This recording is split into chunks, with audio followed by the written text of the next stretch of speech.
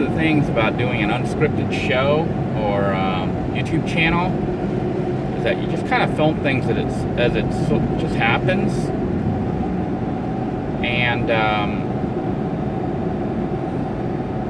I had planned on moving back into Rusty Iron Van here, which had been reconfigured for as an emergency stealth camper, and then was in the process of being modified more and more to become a full-blown stealth camper, even though it's quite a bit smaller than the Grand Caravan. It's just the size of a regular Caravan or a regular Voyager, and was going to start camping out in it near my job as an assistant handyman.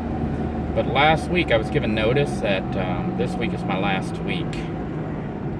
So that kind of changes things dramatically. Essentially it puts me into scramble mode to get another job, because if I don't get it, the process with child support, license suspension, all that stuff starts back up again. So, as you can see, Rusty Iron Van actually has a rear seat put in, the mid seats. This seat is actually the one from Little Blue 2. And the reason I took the mid seat from Little Blue 2 versus the original one from Rusty Iron Van is simply that this particular seat back here, the one you see that I put in, it folds down. The one that was inside Rusty Iron Van didn't fold. And that becomes significant because I am still in process of converting Rusty Iron Van into a full-blown stealth camper. And originally, what I would do if I didn't have the situation that I have, where I still want to be able to pick up my children and see them and drive them around, carry passengers basically, I wouldn't have this seat in here, this middle seat, because it's taking up a lot of space in a limited space situation. But because this van still has to carry, up to 3 other people, so there's 4 people that this van can carry, I put the seat back in. And that means modifying my plans for how this van will be converted. I was going to put a board across the back there to make it into a full-time bed section, so you could just lay down. And the reason for raising up the bed platform instead of just laying on the floor as we did when it was set up as an emergency vehicle is just to give us more storage. It would give us a huge area underneath the bed that you can store things. Otherwise you kind of lose that space, so I wanted a raised platform for the bed. But with having to put the seat in, I can still have a raised platform like I did in Little Blue 2, but I lose a lot of space here up front where the seat is. But I'm willing to make that sacrifice just so I can have the versatility of still using the van as a regular passenger van, in addition to having it function as a stealth camper. So stay tuned for that modification. Those of you who have followed the build of Little Blue 2, I'll just let you know it's going to be a very similar build, minus the rear kitchen. So we're essentially creating a Little Blue 3, although this will be a Little Gray 3, I don't know.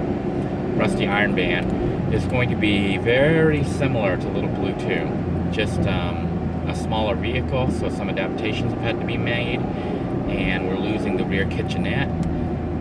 And I've also decided to change the emergency bathroom system.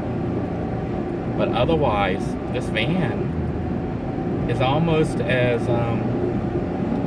livable as Little Blue 2. Actually, it is as livable. It will be as livable as Little Blue 2, because when it came down to having the stealth camp in the larger Grand Caravan, I really didn't use the back kitchenette that much unless I was out at the yurt or Camp Freedom 2 or on the beach side, somewhere where I could open up the rear of the vehicle and just cook out there. Most of the time I found myself, when I was stealth camping, having to cook inside the vehicle.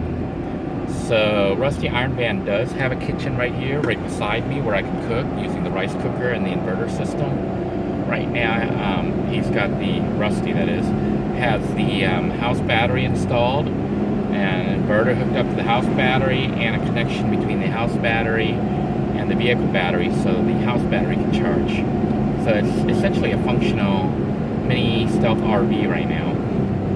And I've installed, well, I have a bathroom that I'm in process of configuring, which I'll be showing you in an upcoming video very soon.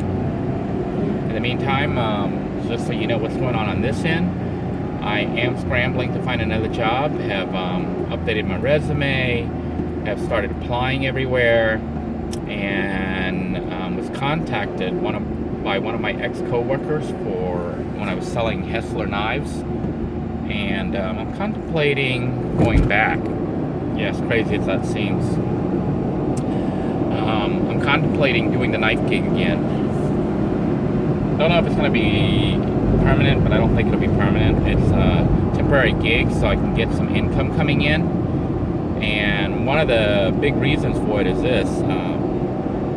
It's right now, the end of October. I think we're on Halloween. Is it today or tomorrow is Halloween? I think tomorrow is Halloween. And that means November, which is Thanksgiving, and December, which is Christmas, is coming up, as well as New Year's. These are all occasions where people do a lot of cooking and eating. So it's actually an ideal time to sell the knives. And I think that if the company will take me back, I can make some quick money selling knives for 2 or 3 months.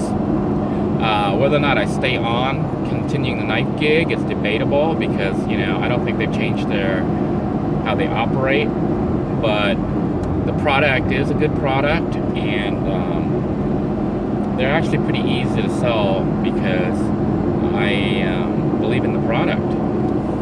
And if they're able to help me get some income coming in, enough to try to repair either Little Blue 2 or Rusty Iron Van, maybe even buy another van, I don't know. It may be worth it. So stay tuned. If it happens, it could happen very suddenly. In the meantime, I am looking for more gainful employment. I'm trying to find work that's not so unstable. Like even the knife gig is unstable. I'm going to find more of a regular 9-to-5 type job, so that the child support issue can be, stabilized. Because right now, I know that without any income, obviously, it's going to be hard for me to make payments. And my ex, and it's not even her, the state of Florida, the Department of Revenue, will begin the process of license suspension again, and then we're right back to where we were just a couple months ago. So stay tuned, everybody. Your prayers are appreciated, and I hope your day is going well. Take care, everyone.